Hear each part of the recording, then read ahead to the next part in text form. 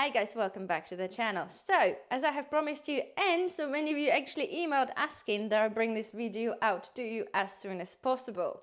We of course are talking about the latest government prepare website, and specifically in this video we are looking at the 3-day emergency kit the government suggests that we have ready just in case of any emergency. So in front of me guys, you'll see there is a selection of products basically that government suggests we have for our emergency kit for 3 days. So I've got the list in front of me, okay, and I'm going to go through with this and we're going to analyze this a little bit, and then towards the end of the video or after we've done this, I will show you what I suggest that you should have as a minimum for your emergency kit. Because looking at this guys, to be fair, if somebody says that you have to stay inside for 3 days, this is all you have without power or whatever, it really doesn't look a lot, and it doesn't look that comprehensive at all. So without further ado, let's start with the list. So first thing on the list is battery or wind up torch. So here we go, we have a torch, because apparently torches are safer than candles. Kind of goes without saying. However, you should still have a candles anyway, but again, we'll cover this later on. So first thing on the list was torch. Next thing is portable power bank for charging your mobile phone. That's all that says.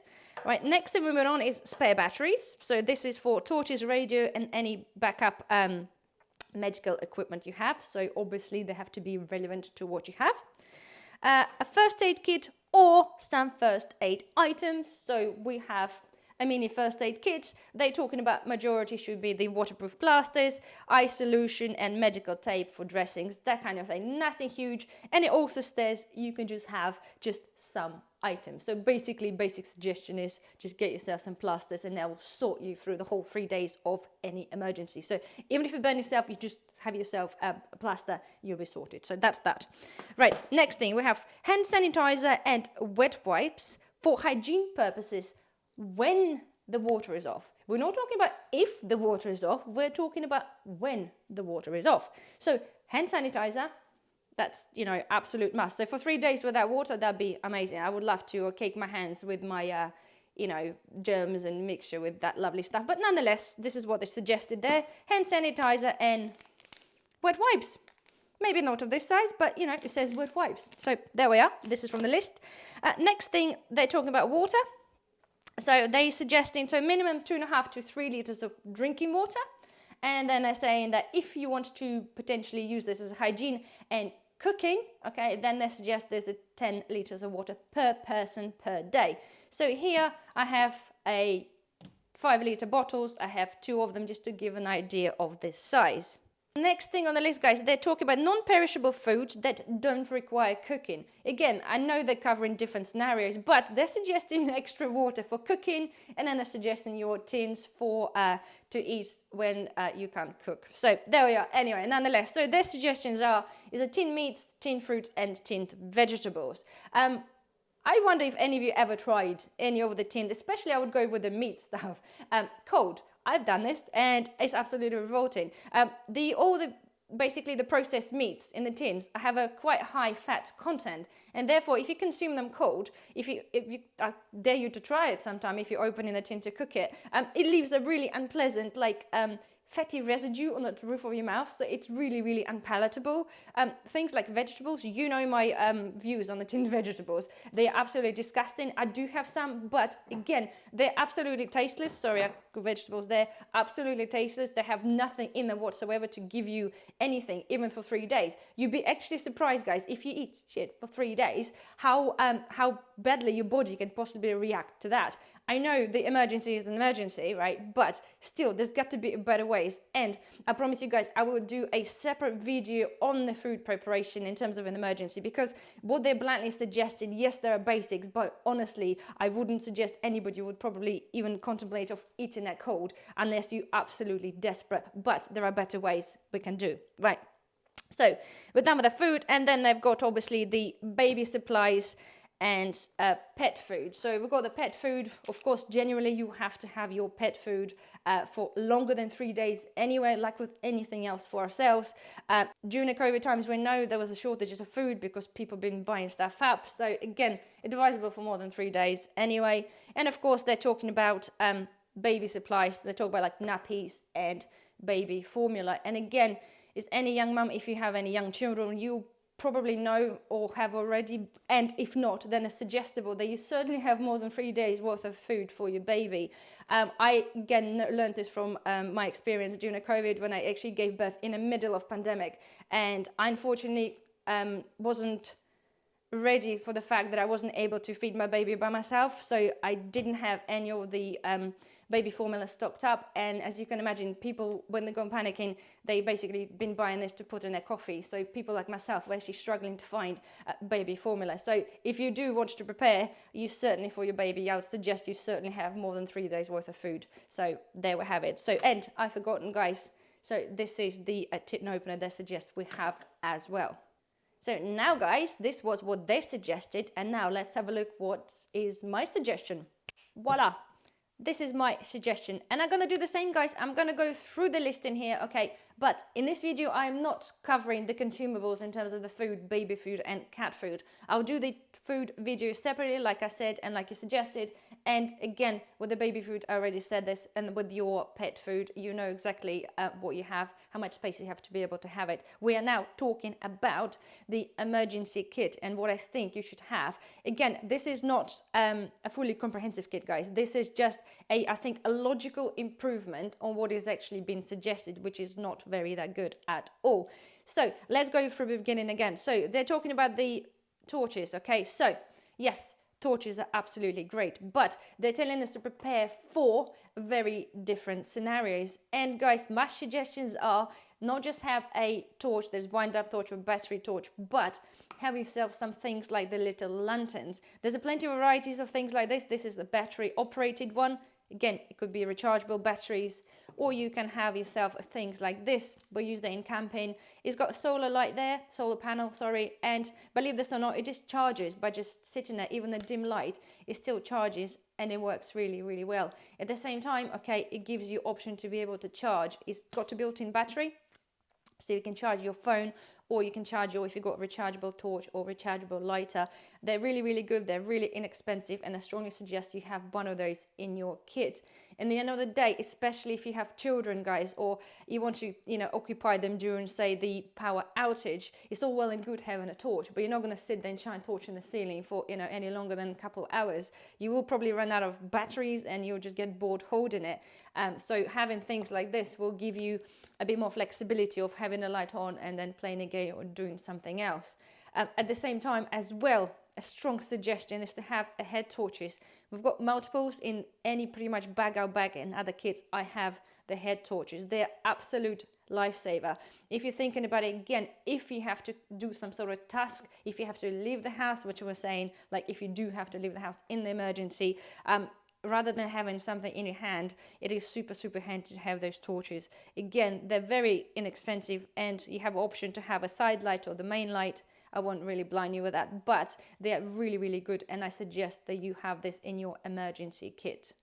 So next thing, guys, when they mention a portable power bank, yeah, okay, portable power bank. Obviously, they've forgotten to mention, guys, that you need to have cable. I know it's self-explanatory. However, if you follow the list to the T and just putting stuff together, especially if you're doing this in a hurry because you feel a bit panicky, you might just overlook that, or people just literally follow the list to the T and just wouldn't think about it. So, of course, it is very, very important to know and actually decide what it is that you're intending to charge and actually take the correct cable. And, of course, you need to have more than one cable, okay? At the same time as well, one battery is good, but to be fair, guys, that will charge an iPhone like twice, okay? If you got multiple members of the family, especially again if you have children, for entertainment's sake, one power bank is really not going to last you. So the suggestion is to have a couple anyway. And of course, guys, if possible, is to have one of the little generators. You can pick them up now fairly inexpensively, okay? You just have to get some little solar panels, put it outside, and you'll be able to charge things many times, providing you get a little bit of light. Considering that charging your say phone, Apple phone, will take approximately 5 watts, so you can see you can really generate enough to be able to keep you sustained for a few days, whether just a normal power bank might not. If that's all you have, guys, if that's all you can afford, then absolutely, but make sure you get a couple. Of course, guys, batteries is a must. As a prepper, although we do have a lot of stuff is rechargeable, I strongly suggest that you do have batteries. And one of the important things as well, if you do want to stock up or find the batteries on the deal, actually the best thing is to have is whatever equipment that you have, to make sure, or try to make sure, that it uses the same batteries. It just makes things a little bit easier. And this way, if you do see a deal on specific batteries, you know, you can get them and actually work in all of your equipment. At the same time, don't forget you can actually get yourself a rechargeable batteries and recharge them again using any of the solar generators. So next thing on the list, guys, is a first aid kit. Yes, we showed the basic one, but again, guys, I strongly suggest that you do build yourself a slightly more comprehensive kit than what is suggested there. We're not talking about, guys, like taking stuff away, but you should have a first aid kit at home anyway. And I've done a video and I showed you, I've got a few of those. I've got them in the vehicles, I've got them in the bags, and I've got them at home. I put the link up somewhere there, so you can have a look to see what's inside the kit, because this has been designed to go kind of out if we have to leave, so they're slightly bit portable. But of course, things like disinfectant and, very important, like burn spray as well, is really important to have in home. So have a look on the video and you'll get a better idea what I think you should have as a minimum in your kit. So next thing, guys, is the hand sanitizer and wipes. Again, if you choose to have them, guys, they do something that I don't think they're really that good for your hands, and your hands do get a bit sticky, and they seem to attract a little bit more dirt afterwards anyway. And of course, your normal wipes, guys, yeah, okay, I strongly suggest, again, to safeguard your water if you are obviously short on space in water, and actually get something like this is a wet wipe. This is actually like a body towel, the wet body towel, and I've proven, I've actually we used them camping twice. We went to the bushcraft show, and they are massive and they're really, really wet. So again, do your research, but they are super, super cheap. If you pick them up in Home Bargains, they're 99 pence. There's two very large towels. You can cut them up, but get a few of those, and you don't particularly have to worry about washing yourself for 3 days, because those guys are really, really good. The next thing, guys, they're talking about obviously the bottled water. So we already discussed that, okay? You can never have too much water. It's just how it goes. We can't live without water. We need water. We need it for cooking. We need it for everything else. So obviously, suggestion is to have as much water as you possibly can store. At the same time, again, there is no suggestions there, guys, to have an alternative, to know you where alternatively to harvest, say, a rainwater. Have yourself some water purification tablets that are absolutely must. At the same time, guys, water filtration system for your home. Okay, you can buy a little Brita kit, or you can buy a really posh water filtration systems. We've personally made a 20-liter gravity water filter system using the Candle charcoal filters. Again, I'll put the link for the video up there. It is very inexpensive, and at the same time, guys, you can filter the rainwater, you can filter any other water, and it will basically give you a little bit more flexibility. Again, I could do a video on the water storage and things like this again separately when we go in a bit more detail, because it is kind of a comprehensive subject.